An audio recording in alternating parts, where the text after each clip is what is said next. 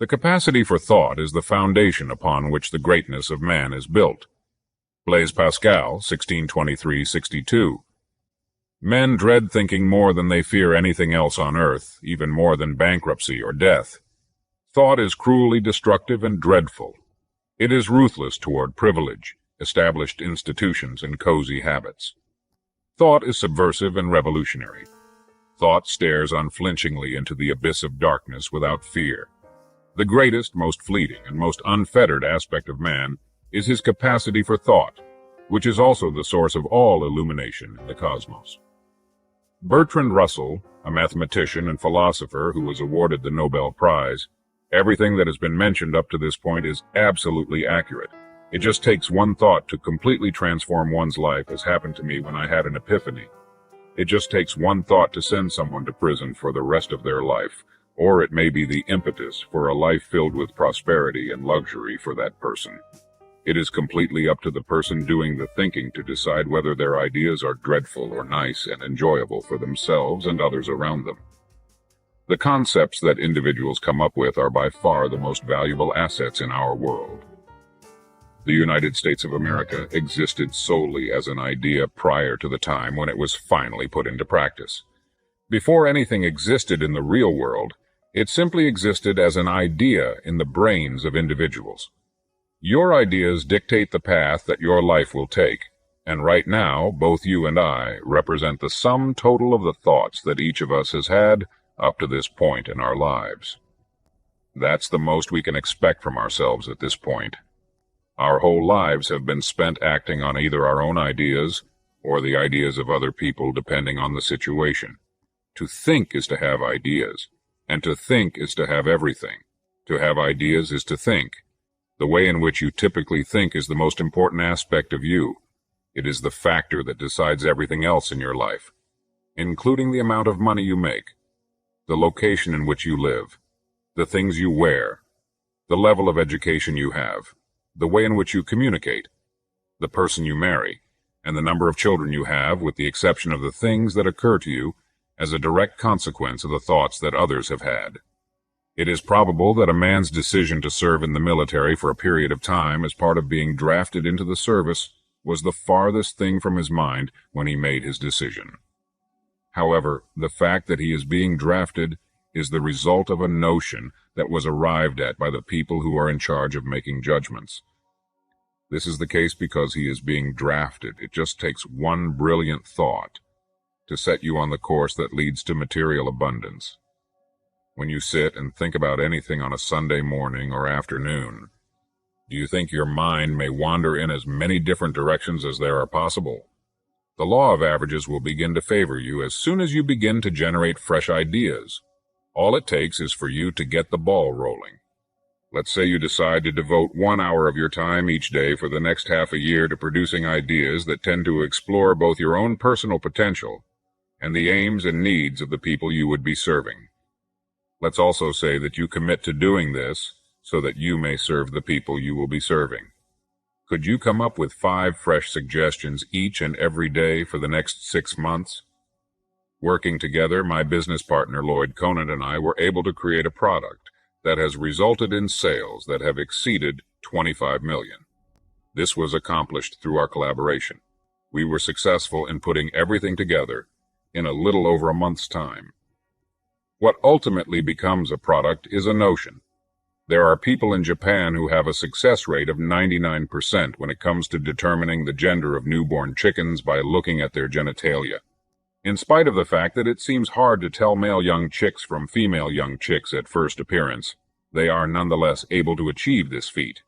However, there is no method that has been sanctioned by scientific research even comes close to having such astonishing accuracy. It is something that people do without even thinking about it. They don't need any objective evidence because they just have a gut feeling about which chicks will mature into males and which will mature into females. They just have an intuitive grasp of it. The only way for those who are interested in becoming chicken sexers to learn the job is by looking over the shoulders of experienced employees who are unable to communicate the technique that they use to sex hens. Those who are interested in becoming chicken sexers must learn the profession by looking over the shoulders of experienced workers. The very fact that I am able to articulate this demonstrates the phenomenal power of intuition.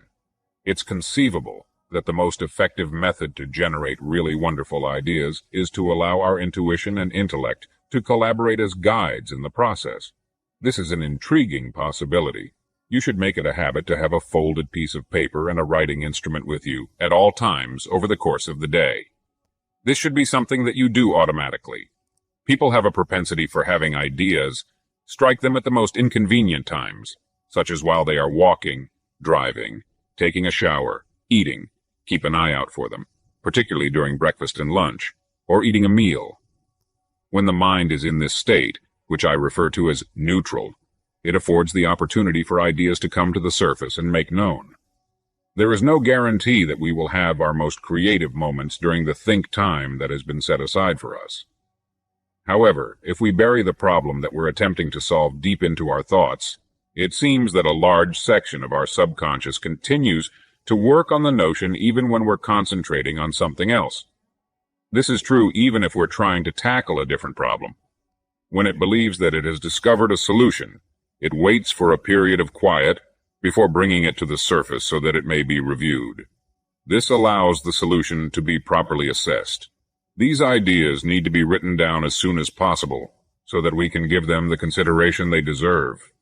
To investigate what Teilhard de Chardin refers to as the noosphere, which is an invisible layer of human intelligence that forms a mantle enveloping the earth, I believe that our intuition has a method of doing so. This is something that we may be able to do by delving into our more distant recollections. It is a puzzle as to how it operates, but we have all seen personally at some point in our lives that it does in fact function. Planting a problem or question deep in the unconscious by first turning it every which way during an intense conscious effort to solve it frequently leads to a solution ultimately emerging in our consciousness completely unbidden. This is because turning the issue or question in every which way during the conscious effort to solve it causes it to be turned in every which direction. During the process of rigorous conscious effort, this may be performed by spinning the issue or topic in every direction possible. "Of course," is a popular answer. "Why in the world didn't I see that?" When we turned it over in our brains, utilizing the rotisserie of our awareness, however, it did not instantly become evident what was going on. Others who rely on it happening, anticipate it happening, and wait for it to happen as a ship's lookout waits for a light in the darkness, seem to encounter it more often than others who do not depend on it happening. If you have never given this idea a try before, you are passing up an opportunity for an experience that is not only fascinating on an unlimited level, but also very satisfying. In many instances, we are able to discern whether something is right or wrong, much in the same way that those Japanese chicken sexers are able to detect which chicks are male and which are female. Because women generally appear to be more in touch with their instincts than men are, they are often better at it than men. It's likely that throughout history they've been obliged to do so, owing to a lack of physical strength that hindered females from competing with males on a more basic level. This might account for why they've been forced to do so. As a result of recent occurrences, I was kind enough to buy lunch for my grandson, who is now 11 years old. As we were making our way back to the van after the event, we came across a group of young men who seemed to be in the process of destroying a petrol station with picks and shovels. As we continued on our way, we were able to observe this activity. They were only wearing shorts up to their waists, and they worked in the middle of dense clouds of dust while shoveling broken concrete, using heavy picks and jackhammers and using heavy shovels. I came to a complete stop and turned to Danny, pointing to the younger employees as I did so, and asked him whether or not this was the kind of job that he envisioned himself doing when he was older. After watching them for a little while, he exhibited an expression of distaste by shaking his head. While Danny and I were traveling, I made the comment to him that people who have occupations that are mostly physical are not realizing their full potential because they are not challenging themselves mentally. This is the case for males as well as females. Thinking men and women do. We are able to think more clearly and effectively, as well as assist a greater number of people via our ideas than we ever could by doing manual tasks alone. Not only that, but it's also better for our health, which is an added bonus. Then there is the pleasure of making use of our physical bodies for activities that are more delightful, such as playing tennis, golf, sailing, fishing, swimming, camping, hiking, mountain climbing, running, and exercising. These are all examples of activities that we find more enjoyable when we make use of our bodies. Danny has communicated his aspiration to one day pursue a career in either the area of astronomy or archaeology. Danny is taking the idea of going to college as if it were a given, regardless of whether or not he would end up choosing one of those professions. He is treating it as if it were a given. When we have greater knowledge, we are able to think critically about many aspects of life. College attendance is not always necessary, but it can be extremely rewarding for those who put in the necessary work to prepare for it. Former Yale University President William Lyon Phelps is credited with the following quote: "The individuals who have the most intriguing images in their brains are the most interesting people. The images that we see in our minds are the beliefs that we hold dear and that help to chart the course that our lives follow." One might also refer to this as our art gallery. And interestingly enough, after we reach the age of 40 or beyond, our features often become a reflection of that art gallery. We are instructed that beyond the age of 40, the appearance of our facial characteristics is fully up to us to decide. It seems reasonable that the information that is included in our books should also be included in theirs. Because of this, a lot of people who are middle-aged or older are lovely and appealing, but a lot of them aren't, and unfortunately, we see a lot of people that fit into the latter group. The second option is that over their whole lives, they have not been able to assemble a collection of ideas that reflect pleasure, satisfaction, and a positive perspective on the future. This is the case if they have not been able to construct a collection of happy thoughts. Once again, a very small percentage of the population is comprised of those who appreciate the value that great ideas bring to our day-to-day lives. The plain and basic reality is that ideas are the most important thing there is. It's conceivable for a person to have appealing physical qualities, but if they don't have any outstanding ideas, the emptiness that this causes is pretty clear to everyone around them. After going to bed, I had a dream that my waking life was filled with unending joy. As soon as I opened my eyes, I was aware that living was a responsibility. I did what needed to be done, and surprise, my obligation became a source of pleasure. My commitment to a certain set of principles has helped me achieve a great degree of serenity and a sense of accomplishment on the inward journey. When the Indian poet Rabindranath Tagore of Calcutta drew out the poem, he was surely bringing to light an idea that meant a great deal to him. One of the most gratifying experiences that life has to offer is the completion of our obligations to the people or community to whom we have dedicated ourselves. Because we live in a democratic society, every one of us has the freedom to choose how we make our livelihood. As soon as we are able to support ourselves as adults, we are released from the obligation to continue doing it. It ought to be enjoyable for us to carry out our responsibilities to the very best of our abilities. In the event that it does not, there must be a mistake somewhere else in the system. It's conceivable that we have been given the wrong responsibilities to perform. Or it's also feasible that we haven't provided our work with the adequate thought it requires up to this point. Are we as prepared as we need to be given the circumstances we find ourselves in? If the work that we perform does not seem to provide any opportunity to advance our careers, the issue may lie in the way we see things. Because we do not look in enough detail or be creative enough, we are unable to notice all of the potential for expression that is there in the work that we are now doing. This prevents us from making the most of the opportunities that are available to us.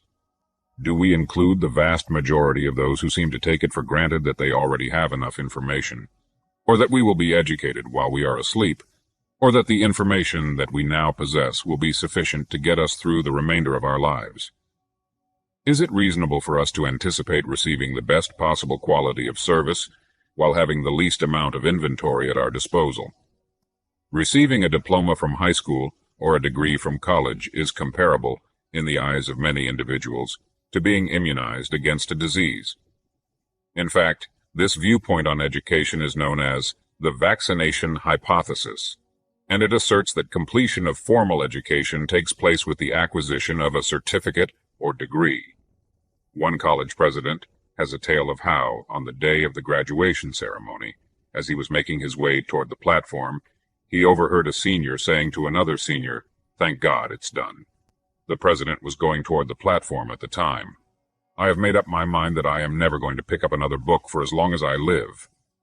He said that he had never heard anything more devastating than the comments that were being made. That young man, for some inexplicable reason, had not been sold on the idea of having an education, and interestingly enough, he did not know what the phrase commencement meant either. Education is a process that continues throughout life and should cease only when we do. Nonetheless, commencement implies the beginning of anything and not the completion of something in particular. It is the beginning of our independence, to be true, but also the beginning of an enlightened education that will assist us in developing the mental pictures that will determine who we are as people. Ideas, especially great ideas that push us to be greater and larger than we are today, are the deeply entrenched anchors that will hold us in place steadfastly, even when the turbulent winds and seas of life crash about us. Ideas are the anchors that motivate us to be better and bigger than we are today. They act as the moorings that prevent us from being scared or derailed off our path by expediency, fad, or demagogy. They also function as the anchors that protect us from drifting aimlessly.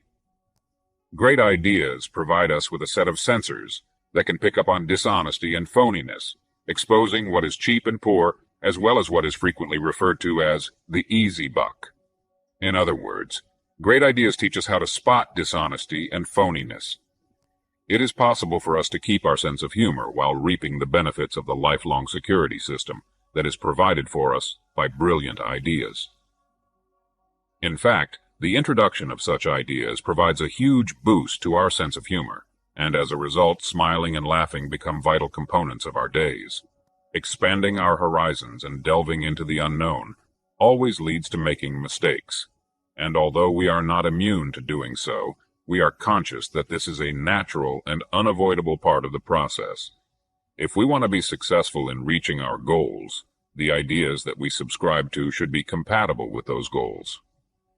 What precisely does the term concept mean? People will shout, "I have an idea," from time to time. Just what is it exactly? It is fairly likely that there is more to it than just a neurochemical and electrical response, despite the fact that it is both of those things.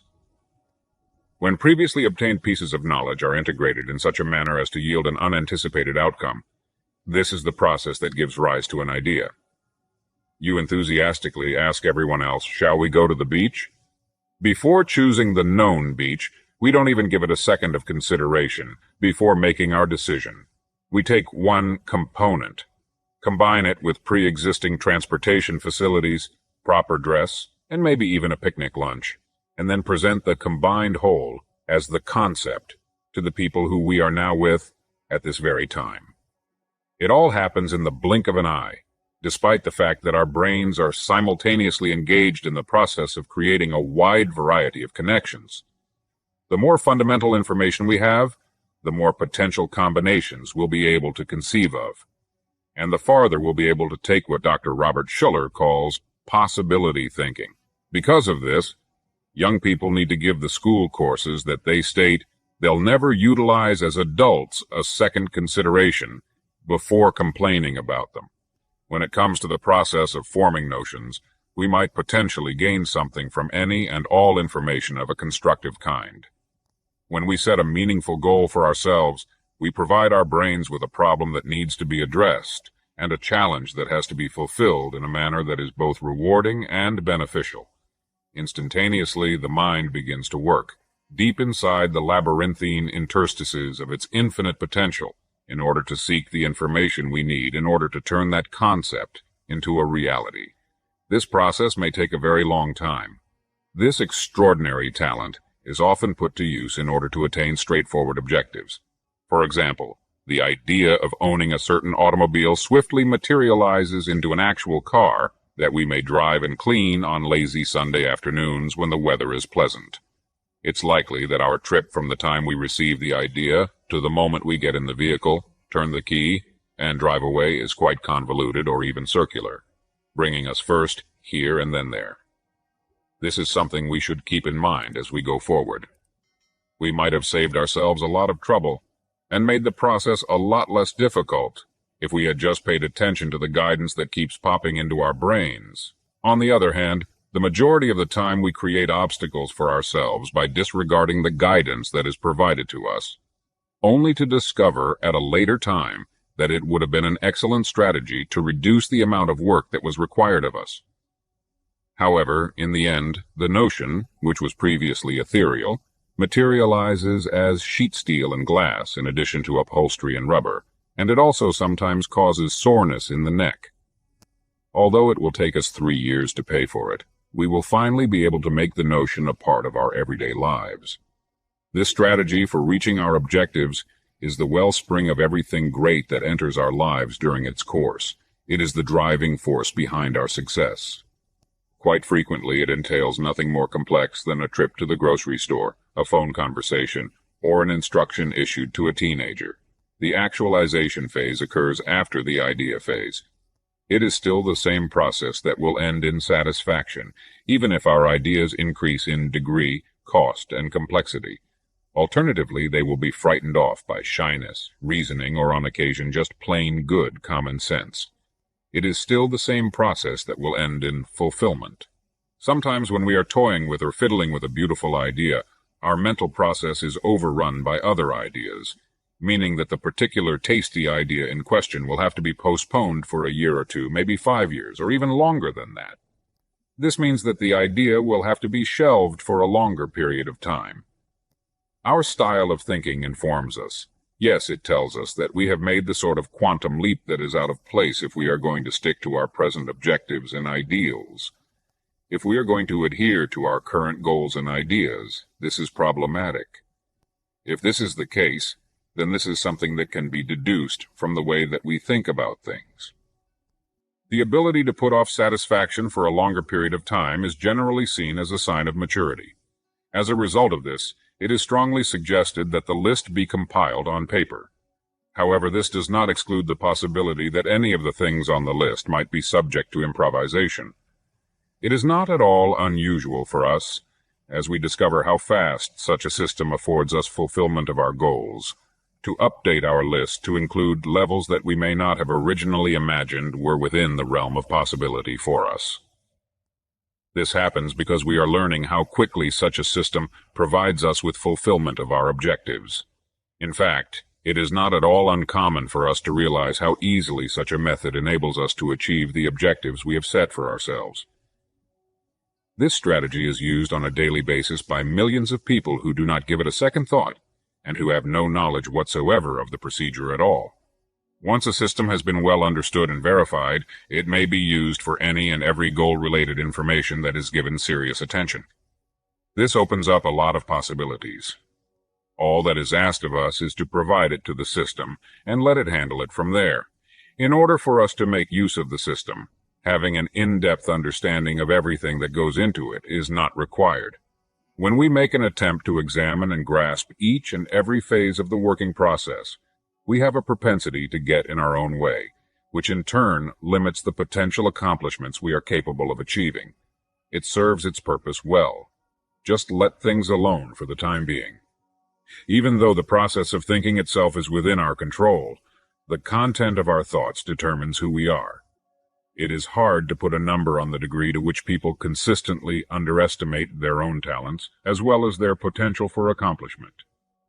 We don't give a second thought to the accomplishments of other people, which is another way of saying that we don't normally place a lot of weight on what other people are able to do. When it comes to setting goals for ourselves, though, we have a propensity to be extremely careful, and as a consequence, we prefer to stay within parameters that are excruciatingly constricted. This is especially true if there is some type of maintenance program that is presently being carried out, since this makes the situation much more relevant. That is to say, if we have a job, even if it is a job with very few needs put upon us, we will typically cease making any further efforts to prepare ourselves for the future. This is true even if the job has very few duties placed upon us. 1. Work of far better quality and a much more interesting variety. 2. Any sudden and unanticipated emergency that could occur. I remember very well seeing a television news program in which former workers at a Navy yard that had been deactivated were being questioned. The announcer addressed the crowd with the following question.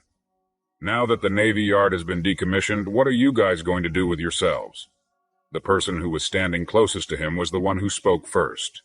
They responded, "Well, I suppose we'll just have to wait for it to open back up again." Another individual stood up and said, "I've been working in this Navy yard for the past quarter of a century. I am completely ignorant about everything." If we are to believe these individuals, then these humans were nothing more than human cattle that were kept in a single pasture and were only allowed to graze there. They would do nothing except sit there and watch their lives pass them by, since the pasture was no longer in its previous location.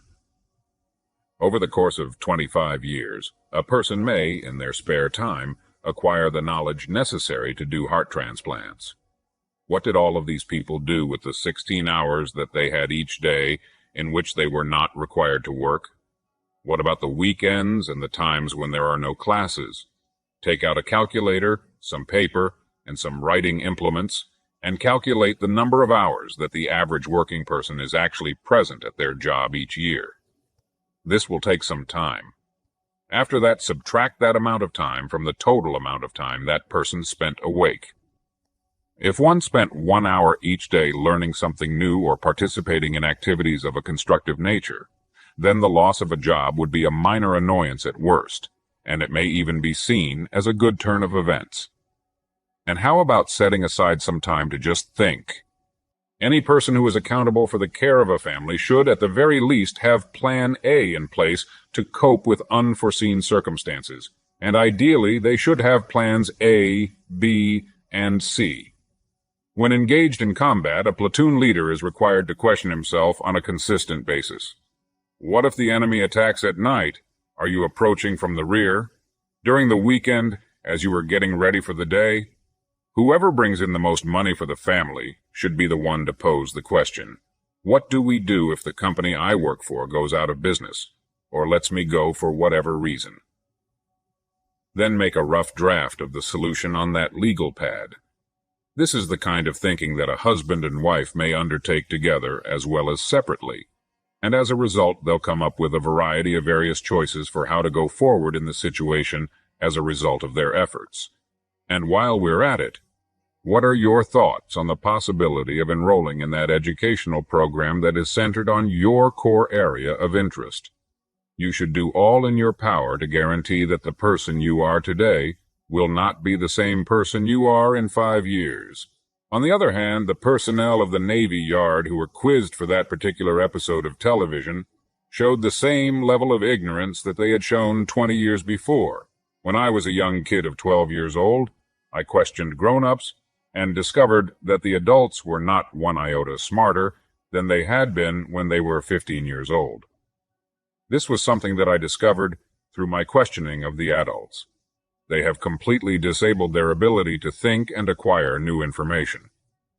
They were living entities that responded in some way to stimuli of the simplest kind, but that was the end of their capacities. When they noticed that they were beginning to feel hungry, they set out on an adventure across the area in quest of something to eat. In that order, sleep, eating, and having sexual relations. The remainder of the time was taken up by whatever components of their reality happened to present themselves to them at that particular instant. They laughed throughout each episode of Jack Benny, Fibber McGee, and Molly, which they listened to on the radio and liked listening to. They giggled, slapped their legs, and shook their heads before returning to the regular state of semi-consciousness that they experienced when awake. During the economic turmoil that began in the 1980s, a familiar theme that we heard was, "I worked for that firm for 30 years, and now I'm out of a job, just like that." In other words, many lost their jobs suddenly after having worked for the same company for a long period of time. If you listen to them talk, you may get the sense that they had sacrificed some facets of their personal lives in order to secure the success of the company for which they worked. This is because you might get the impression that they compromised certain parts of their personal lives.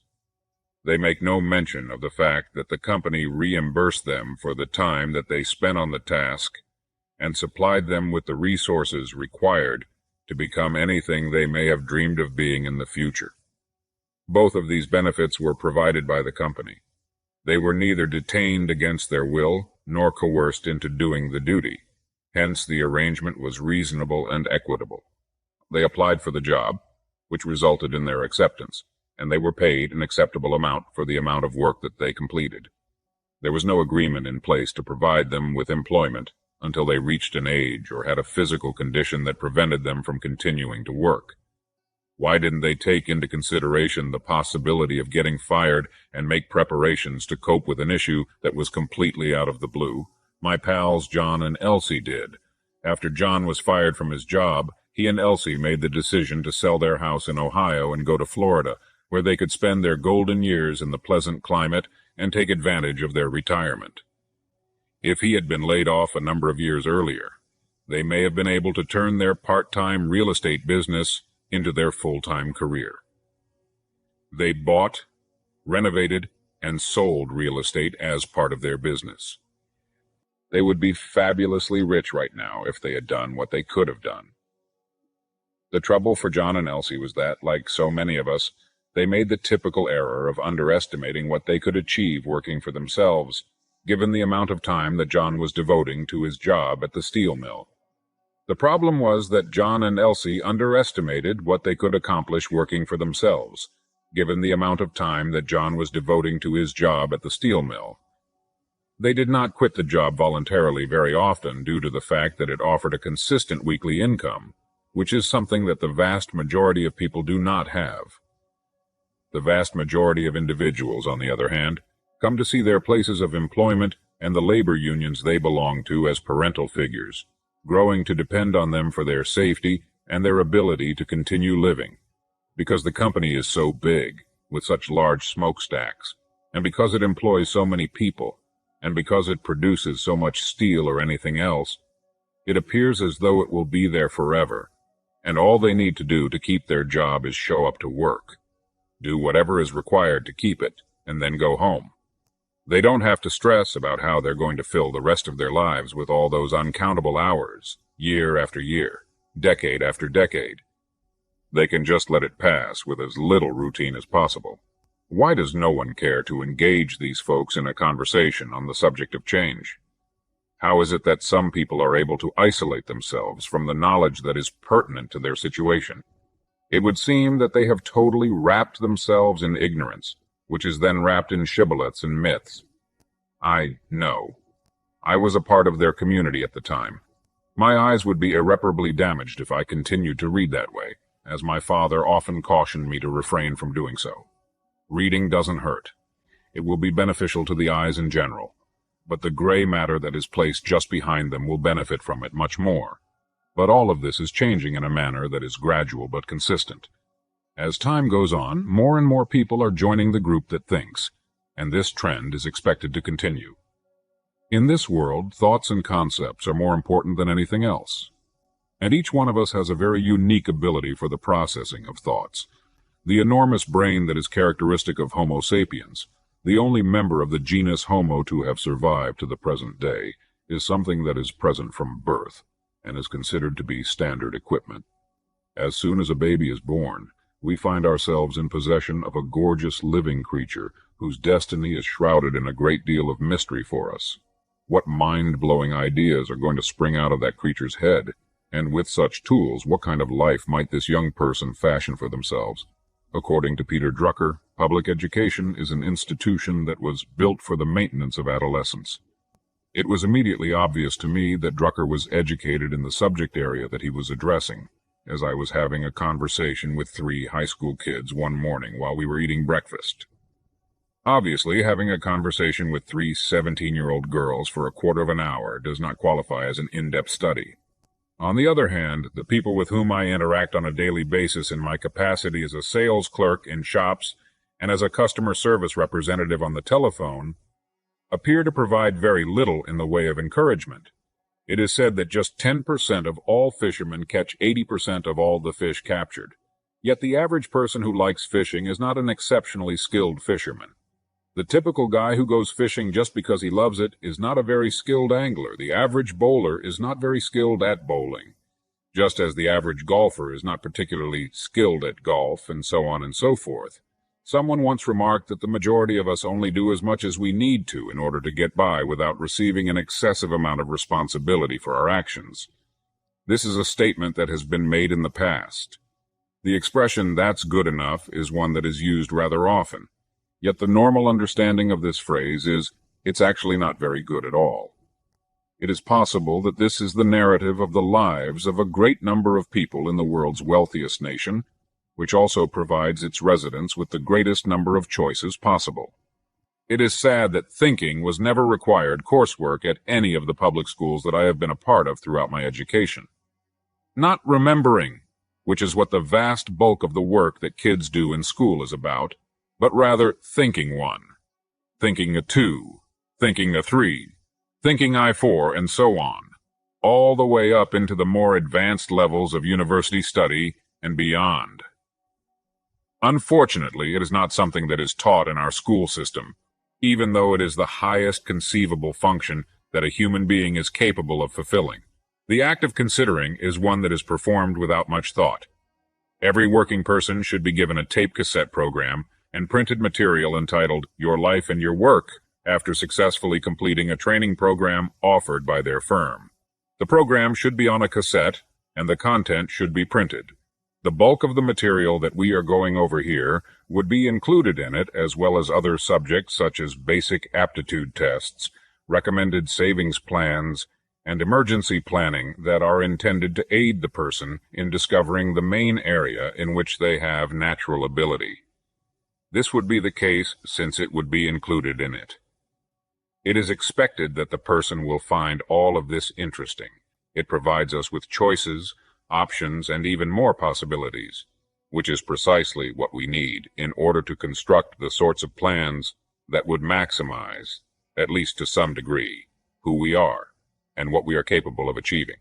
It opens all kinds of wonderful windows of opportunity for us, providing us with choices, options, and even more options. Options, alternatives, and a greater number of possibilities. The phrase, "you have lost your job," would be shown on the screen to introduce a part of the program with the same name. This section will answer the issue, what can you do that the community wants or needs, with the understanding that the community refers to the whole of the United States of America and the free world. My great friend Derm Barrett, who is a business consultant in Ontario, Canada, spent a total of 800 hours learning Spanish in such detail that he is now able to offer business seminars in a number of Latin American countries. Because of his extensive knowledge of the language, he is able to do this. It opened up a whole new world of options and things that attracted him that he might explore as a result of having access to this information. The entire amount of time invested was 800 hours. That is almost similar to the amount of time that the majority of people who are employed devote to their jobs in only 20 weeks. Learning Spanish will familiarize you with a culture that is both quite varied and highly intriguing, and it will do so in a way that is either all-encompassing or introductory, depending on your preference. And if there is any part of the globe that is in need of modern business knowledge, it would have to be Latin America. Over the phone, I could sense Derm Barrett's excitement and enthusiasm as he recounted how he had accepted the challenge of learning Spanish, using his own ideas of time management and goal planning, and how amazing the experiences that ensued were and are. He described how he had taken on the task of learning Spanish, using his own ideas of time management and goal planning. He described how he had used his own ideas about how to schedule his time and achieve his objectives in order to meet the challenge of learning Spanish. His options had greatly broadened since then, and how much the natives admire us whenever we attempt to converse with them in their native tongue, which is not one of ours. It's possible that being fired from our jobs will turn out to be the best thing that ever happens to us. It forces us to do something that we were not able to muster the strength, creativity, or drive to accomplish when we had secure work, and that is to go farther afield for opportunities that are greater and more attractive.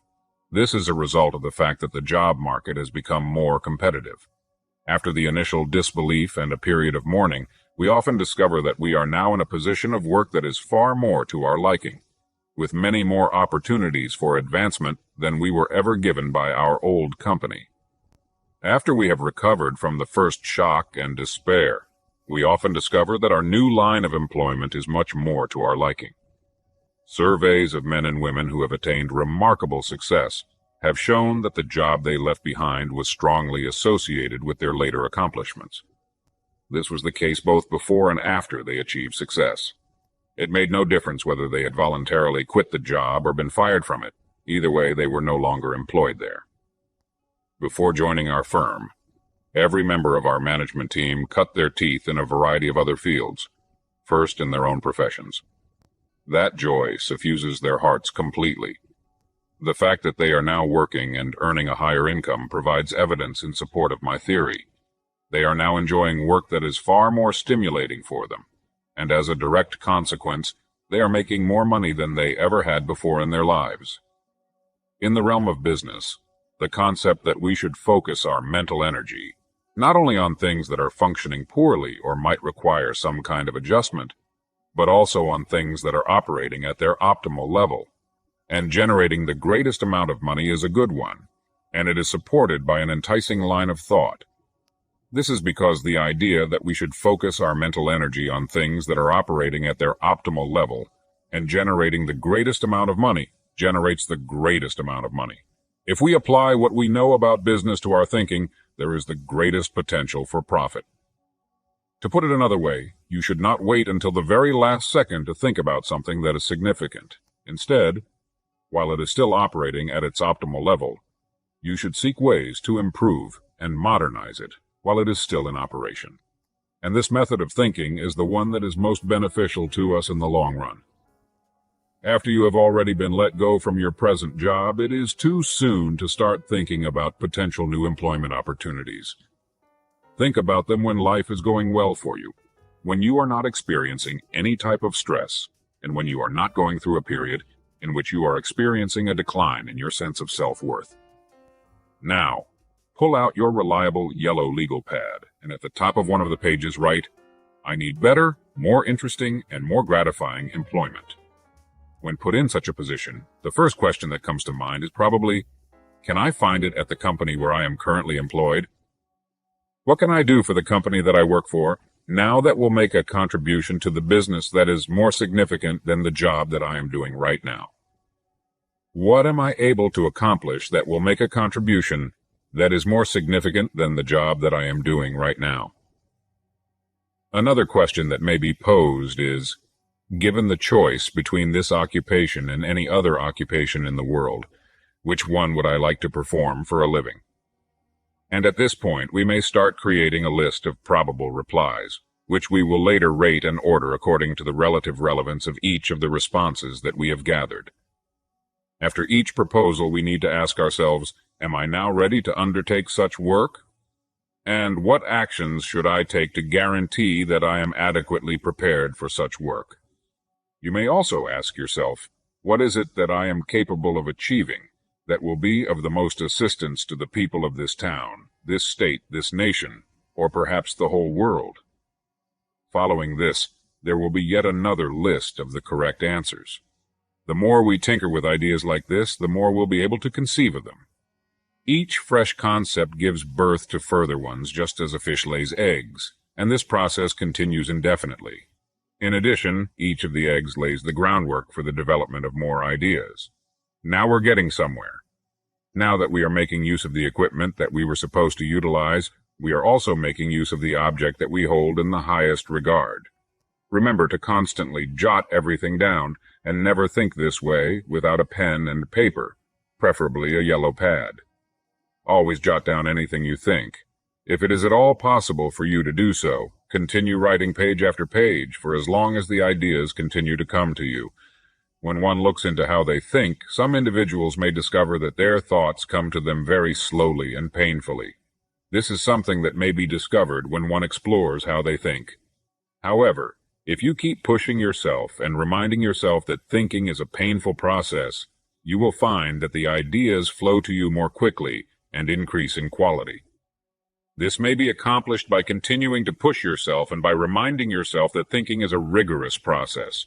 Do not give up the moment you have what can be considered your first intriguing idea.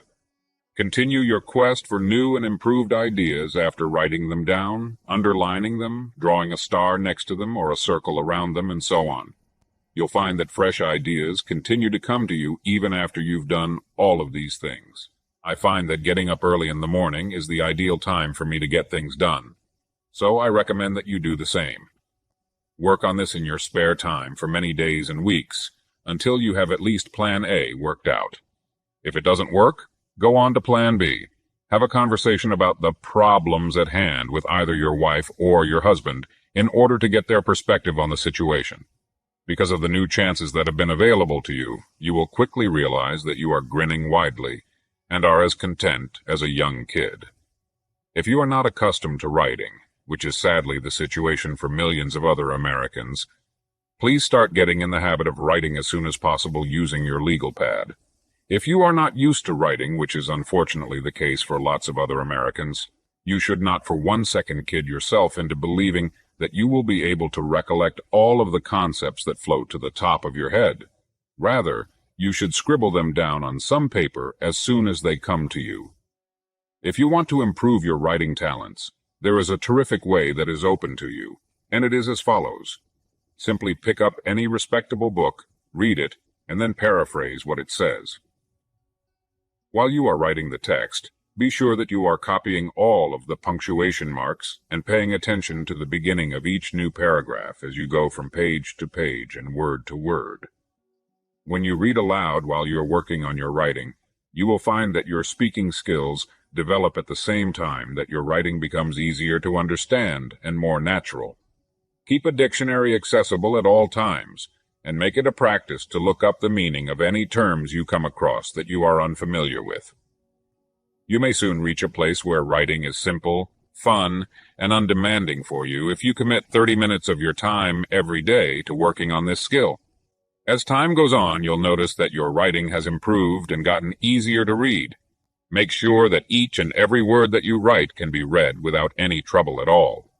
The unique writing style developed by W. Somerset Maugham was greatly influenced by this approach to writing.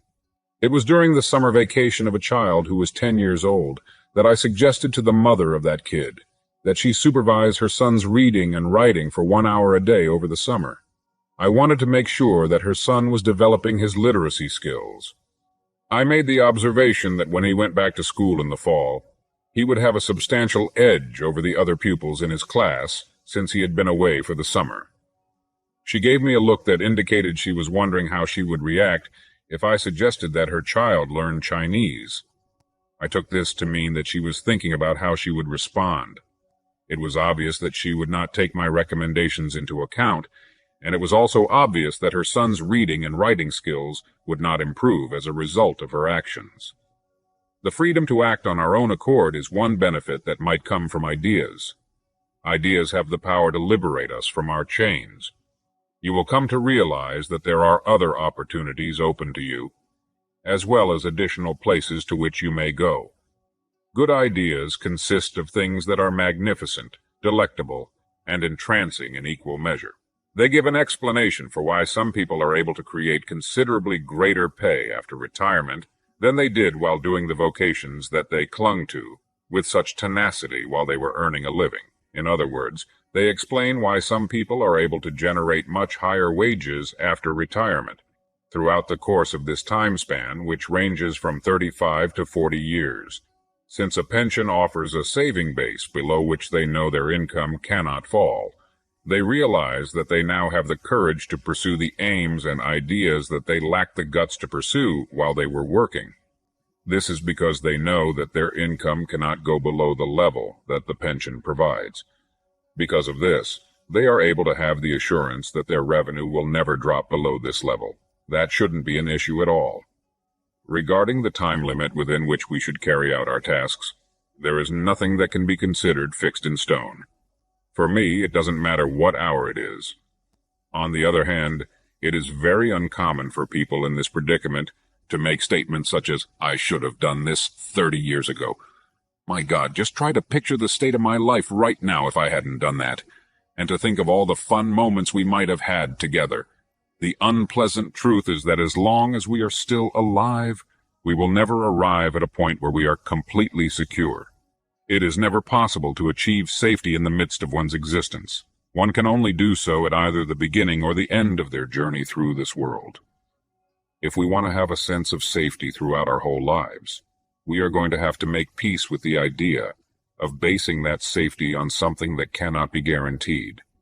Instead of being the chimera, the fire-breathing, multi-legged, clawed beast that we believe insecurity to be, insecurity is just the normal situation that we are in.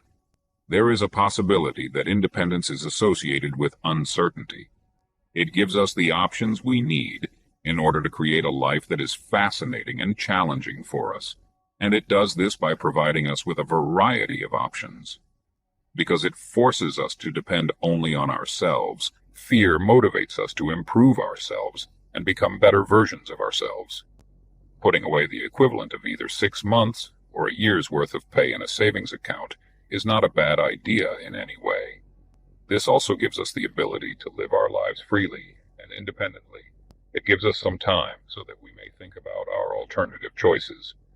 If a concept results in a change for the better, then we may say that the idea was successful, and the shape that a concept takes is not relevant to the quality of the idea itself. A good notion demands modification. Also, a fantastic idea for making money doesn't necessarily need to come up with anything that is highly innovative to be successful. Everything that has already been successful because of amazing ideas has the potential to attain even higher heights of achievement, yet this potential is often overlooked. It is not impossible for a local small business that is currently producing a profit for its proprietor to grow to the point where it produces an even larger profit via the use of certain expansion strategies. Under no circumstances should you ever use the phrase, "I'd want to get to the point where I can start taking things easy. I'd want to reach the point where I can begin relaxing about things." You surely have the power to outsource tedious jobs to other people. Nonetheless, you should not cease thinking about the future and making plans for it. If you don't, you'll die. As soon as a person is unable to participate in any activities that they like, the beginning of their protracted and gradual decline might be said to have occurred. They begin to come apart, and things in general start going in the wrong direction. After you've left this world, you'll at last be free to unwind and take it easy. People who never find themselves bored or without anything to do have a significantly increased likelihood of living a long and healthy life. They are farmers, which implies that in addition to fresh crops to plant and harvest, new cows to milk, and 100 other things that need their attention at the same time, they also have new crops to sow. They may be teachers who begin the new school year with a whole new class, or writers who conclude a piece on one subject before moving on to another. Either way, they begin their work on a fresh topic, and they are the type of people who never find themselves at a loss for novel ideas. When they do in the end reach the conclusion of their lives, their image gradually disappears, as if it were being removed from a film that was being shown at the cinema, but suddenly ceased operating. Reading Ortega has shown us that humans are the only creatures on the whole planet that are born in a state of natural perplexity with our world. This was an interesting and eye-opening discovery for us. Reading provided us with the necessary information to acquire this knowledge. Every other recently hatched species seems to be adapting extremely well to the new habitat in which it finds itself. They never have to ask themselves, "What will I do?" since they are wholly controlled by their instincts and react in an instinctual fashion to whatever stimuli have an influence on them. This eliminates the need for them to ponder the question, why were we prevented from reaching this specified level of development? We are the only known species that can create our very own universe entirely within the context of the one that already exists and of which we are a part. Having the power to do so is quite remarkable. Because the ideas we have such a significant impact on our lives, it stands to reason that ideas are among the most important things in the world. Unhappily, for far too many of us, the lack of great ideas rather than the existence of such ideas is the primary factor that shapes our lives. A poet had penned the line, "Blessed is the man who has discovered his job," in the past. Without a doubt, a clever suggestion, the man or woman who identifies an area of study that may be explored indefinitely has a tremendous amount of untapped potential for their own life's trajectory. Permit me to emphasize yet another fantastic idea for you. Such work is accessible to each and every one of us. If we have not found it yet, the most effective course of action that we can take is to keep seeking it until we find it. There is nothing more that can be done on our end. Another wonderful idea is that the honors and accolades bestowed upon us throughout the course of our lives will be precisely proportionate to the amount of service we have rendered. We have come together to assist one another in whatever way we can over the rest of our lives.